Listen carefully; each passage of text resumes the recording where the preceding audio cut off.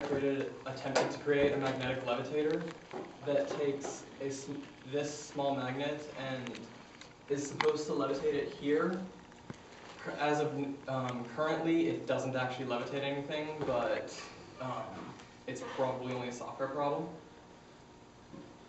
Physically, it's got an LED that illuminates 3 photoresistors. The magnet blocks the photoresistors, and by using that change in voltage that the Arduino measures, I determine where the magnet is. To actually keep the magnet I use a combination of a neodymium permanent magnet and an electromagnet that I wrapped myself. And the electromagnet is turned on and off via a transistor, which is controlled by the Arduino. Let's see.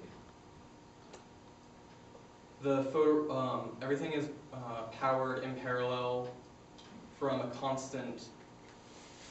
It works more effectively with a constant 12-volt source, but today I'm going to have to use constant 5 volts from the Arduino. And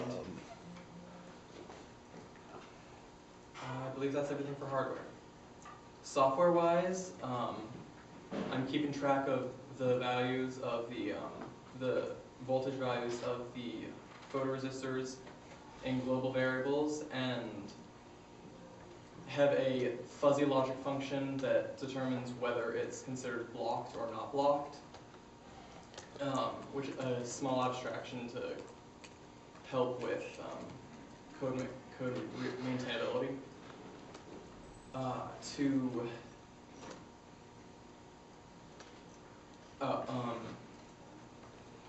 Also, the Arduino keeps track of the previous state of the system, which resistors were being blocked, whether the magnet was on. I believe that's all. And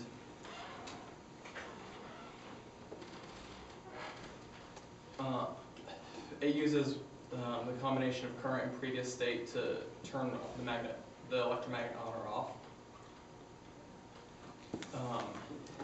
Currently, if the magnet is in the middle, it's going to alternate between turning the magnet on and off to try and keep it in a stable state. Currently, this doesn't work, so there's probably another avenue I should explore in terms of software. Otherwise, if the magnet is falling or rising, it turns the electromagnet into the correct state, which is on for falling or off for rising. I had a lot of problems with this, because ultimately I feel like this is too ambitious for my current level of skill. Next year, perhaps, I'd probably be able to do it without much trouble, but now it was a lot more work than I expected. For instance, I believe that within the Arduino, I'm using 3 analog reads, which I'm not sure if that's significantly slower than only using 1 analog read, but it could be introducing a long enough delay that the electromagnet is being turned on and off at one time. Also,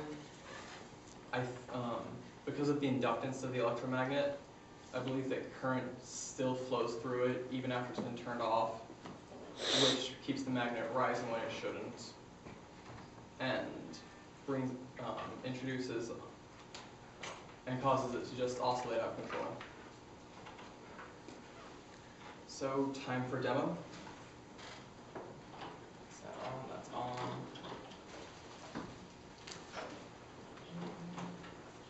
Since I'm powering it through my computer, I don't actually know how long this is going to last. You're powering your coil off of your computer? Yeah. Mm-hmm. I don't suggest that.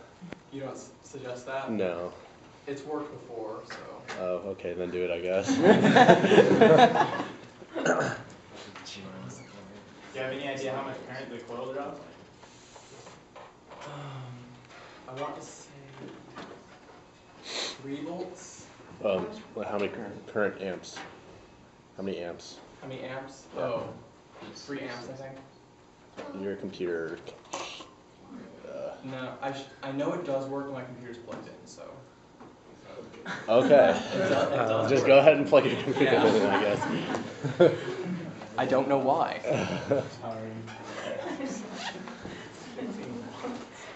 I want your laptop. You want my laptop? I think you want my power supply. It works, but not effectively.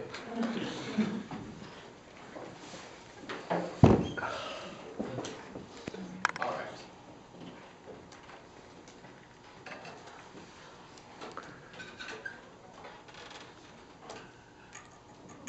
Oh. So yeah, I can't get it to levitate currently, but it bounces. It's kind of I think cool. you're close. What? You're not as far as you might think. I think you're close. I think if you tweak your controller a little bit, So not right, really so oscillating, but the fact that it is bouncing back as fast as it is, just like off of like the bridge of your finger. Yeah.